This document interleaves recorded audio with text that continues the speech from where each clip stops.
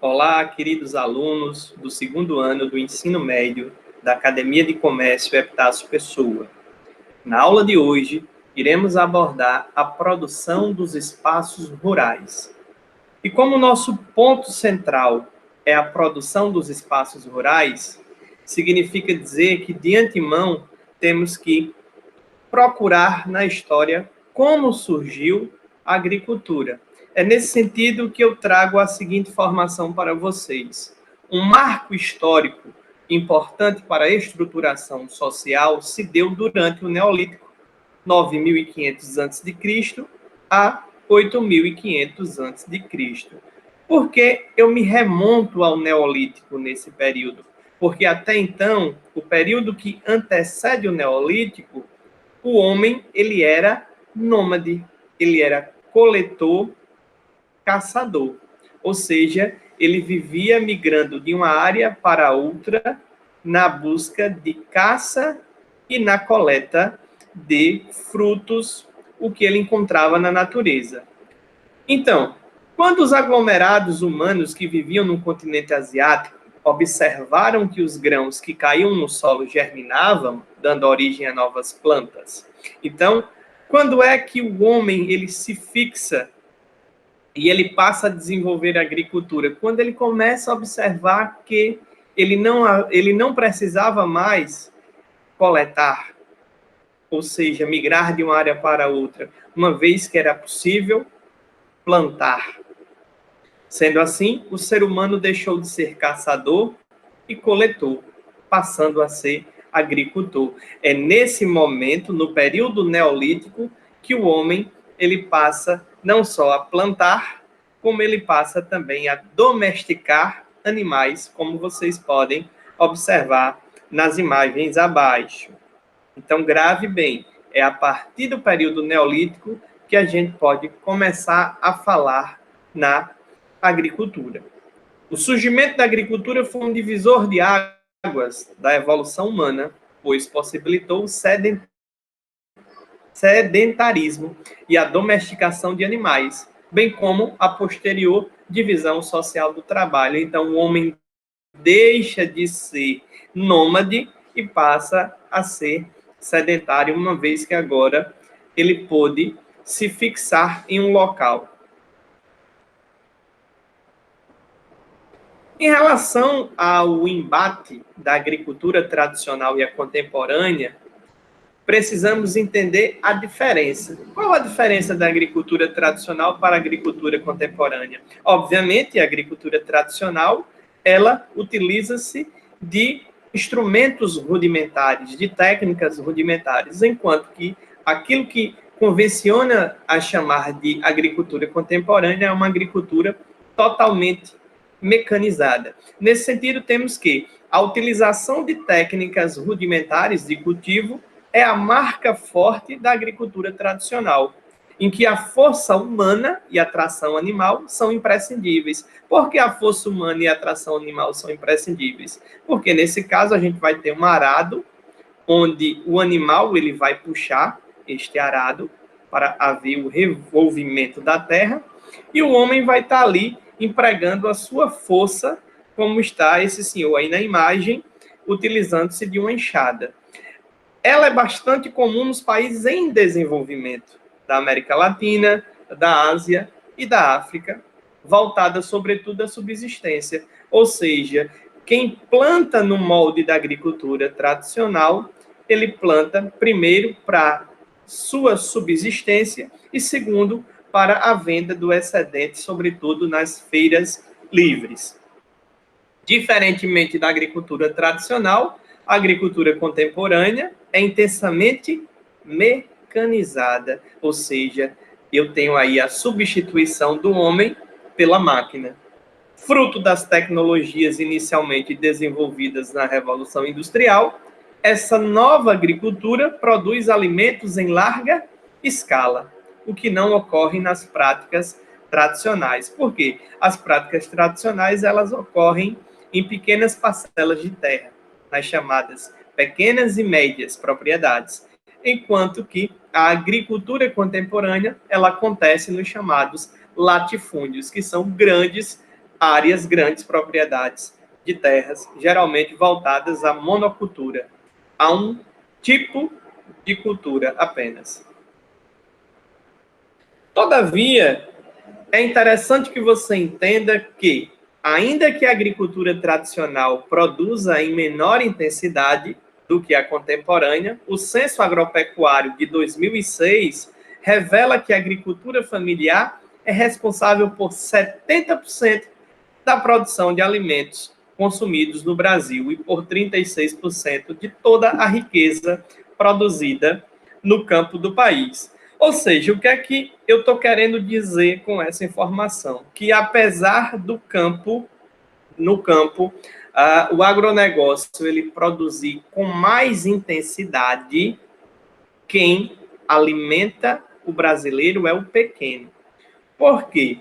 Porque na agricultura contemporânea, nesse modelo do agronegócio, geralmente ele está voltado a uma monocultura e a monocultura ela é voltada para exportação, as chamadas commodities. Diferentemente do que acontece na agricultura tradicional, onde existe o desenvolvimento de uma policultura. Policultura essa que vai estar abastecendo, como eu já disse anteriormente, as feiras livres. Por exemplo, o que eu estou querendo dizer? Enquanto o agronegócio planta café, cana-de-açúcar e laranja, o pequeno produtor está produzindo mandioca, feijão, macaxeira, inhame, batata doce. Então, nesse sentido, eu tenho que entender que a comida que chega na mesa do brasileiro, 70% vem do pequeno, ou seja, da agricultura tradicional. É tanto que eu trago aí um gráfico que mostra uma porcentagem da participação da agricultura familiar na produção de alimentos. Por exemplo, no primeiro gráfico aqui mostra o seguinte: 87% do que é produzido de mandioca no Brasil é do pequeno agricultor, é da agricultura tradicional. 70% do feijão é da agricultura tradicional, vem das pequenas e médias propriedades. Aí olha a diferença, agora a gente está falando do milho. O milho é uma commodity de exportação. O milho, apenas 46% é produzido pelo pequeno produtor, pela agricultura tradicional. O café, 38%. Ou seja, observe que a soja é só 16%, o trigo é 21%, o arroz, 34%. Observe que, no que tange aos produtos que são carro-chefe de exportação, as chamadas commodities, a agricultura familiar, ela produz menos. Mas no que tange aos produtos que são a base alimentar, a agricultura familiar, ela lidera na produção. Veja que 58% do que é produzido de leite no Brasil vem da agricultura tradicional. No caso aqui dos suínos, por exemplo, a agricultura tradicional ela lidera com 59%. Na produção de aves há um empate entre o agronegócio, entre a agricultura contemporânea e a agricultura tradicional. Já os bovinos, como é o carro-chefe do agronegócio, a agricultura familiar, ela produz apenas 30%, ou seja, liderando aí a agricultura contemporânea. Então, esse gráfico é mais para você ter uma ideia desse panorama. Bom, em relação aos modelos de produção agrícolas, eu cito aí o primeiro, o convencional. O que é que seria esse modelo convencional? Associado ao uso de sementes transgênicas, manipuladas geneticamente, controle de pragas por meio de agrotóxicos, aplicação de adubos e fertilizantes industriais. Em outras palavras, esse modelo convencional ele está relacionado justamente ao que a gente viu no slide anterior, a chamada agricultura contemporânea. Em outras palavras, a agricultura contemporânea ela adota um modelo de produção convencional que está totalmente ligado à cadeia do agronegócio. Como assim? As sementes elas são manipuladas geneticamente em laboratório, ou seja, as sementes que são utilizadas dentro da agricultura convencional são os transgênicos. Nesse sentido, eu tenho uma cadeia de produção internacional, onde empresas como a Monsanto, daí, ó, na imagem abaixo, vocês observarem uma charge, que acaba sendo uma crítica, onde mostra o seguinte: vai ter que comer na minha mão. Quem está dizendo isso para o agricultor? Justamente a Monsanto, que é a produtora de sementes transgênicas, uma vez que essa empresa, dentre outras que estão no mercado, elas tendem a monopolizar a venda dessas sementes. Sementes essas produzidas em laboratório. E na outra imagem mostra aí a Bayer junto com a Monsanto. Por que tem a fusão da Bayer junto com a Monsanto? Porque a Monsanto ela entra dentro desse mercado com a semente transgênica e a Bayer, que é uma produtora de remédio, ou seja, uma empresa farmacêutica, ela entra com esse pacote, o chamado aí controle de pragas, né? Leia-se veneno, ela entra com um pacote químico, ou seja, com o chamado agrotóxico. Porque dentro dessa produção, essas sementes transgênicas, elas só germinam se houver a utilização do agrotóxico. Aí você pode dizer, então, professor, o agrotóxico, ou melhor dizendo, a semente transgênica, ela causa câncer. A semente transgênica em si, ela não causa câncer. O problema é que para ela germinar, há a necessidade do uso de agrotóxico, porque ela é modificada em laboratório justamente para isso. Então, nesse sentido, ela acaba sendo perigosa por conta que nessa produção há a necessidade do uso do veneno produzido aí pelas grandes corporações, a exemplo da Bayer. Outro modelo é o modelo agroecológico. O que seria o modelo agroecológico? Associado ao uso de sementes crioulas, adubação orgânica, sem o uso de produtos industriais, controle de pragas, sem o uso de agrotóxicos. Ou seja, primeira coisa, está associado ao uso de sementes crioulas. O que é que são as sementes crioulas? Eu trago aqui a definição abaixo. As sementes crioulas são as sementes tradicionais, mantidas e selecionadas por agricultores familiares. Observe que na imagem acima, eu tenho uma série de recipientes onde estão armazenadas as sementes. Por quê? Porque na perspectiva da agricultura tradicional, da agricultura agroecológica, ou seja, de uma agricultura orgânica, sem uso de veneno, os agricultores, ao produzirem, na safra, eles acabam selecionando as melhores sementes para que haja o plantio em outro momento, em um momento posterior. Nesse sentido, eles fazem com que criem-se bancos de semente e essas sementes elas não se percam. Porque, diferentemente do que acontece no modelo convencional, ou seja, no uso de sementes transgênicas, elas tendem a substituir, porque a ideia do uso da semente transgênica é a substituição pela semente tradicional. E, nesse sentido, a agricultura orgânica ela tem um papel fundamental na preservação dessas sementes.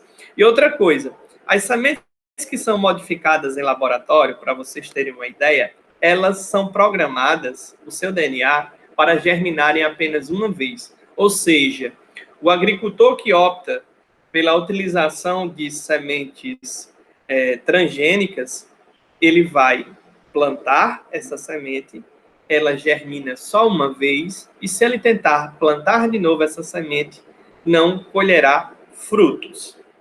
Ou seja, nesse sentido, é uma forma dessas grandes corporações conseguirem dominar o mercado e o pequeno agricultor ficar na mão deles, como foi citado anteriormente na charge, que é uma crítica justamente a esse modelo do agronegócio. Então, nesse sentido, há uma preservação das sementes tradicionais. A adubação ela é orgânica, sem o uso de produtos industriais. Nesse sentido, por exemplo, o pequeno agricultor ele está substituindo o uso do veneno pelo esterco de gado. Ou seja, não há a utilização nem de semente transgênica, nem de veneno na plantação. E o controle de pragas sem o uso de agrotóxicos. Nesse sentido, não se utiliza venenos. Então, tá aí, ó, duas imagens bem ilustrativas. A primeira mostra como os agricultores fazem para manter as sementes crioulas.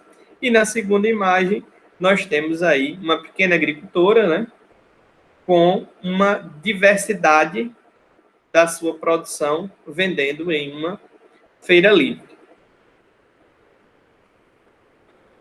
E o terceiro modelo de produção agrícola é o chamado modelo agroflorestal, que é uma versão da agroecologia que insere as lavouras em meio às florestas, fazendo uso das árvores para sombreamento e da adubação pelos humus. Então, nesse sentido, o modelo agroflorestal ele tende a impactar o mínimo possível. Por quê? Porque a área que vai ser utilizada para a plantação, ela é mínima. Segundo, não há necessidade de retirar toda a vegetação da área para fazer o plantio. Terceiro, eles utilizam essa vegetação que fica ao redor da plantação justamente para servir tanto de sombreamento como de adubação, uma vez que as folhas que caem das árvores, elas acabam se sobrepondo ao solo e, nesse processo de decomposição, acaba gerando o humus, ou seja, um adubo natural. Então, nesse sentido, finalizamos a primeira parte de agricultura, de produção agrícola, dos modelos de produção agrícola, e na próxima aula iremos dar continuidade ao assunto. Até lá, um forte abraço.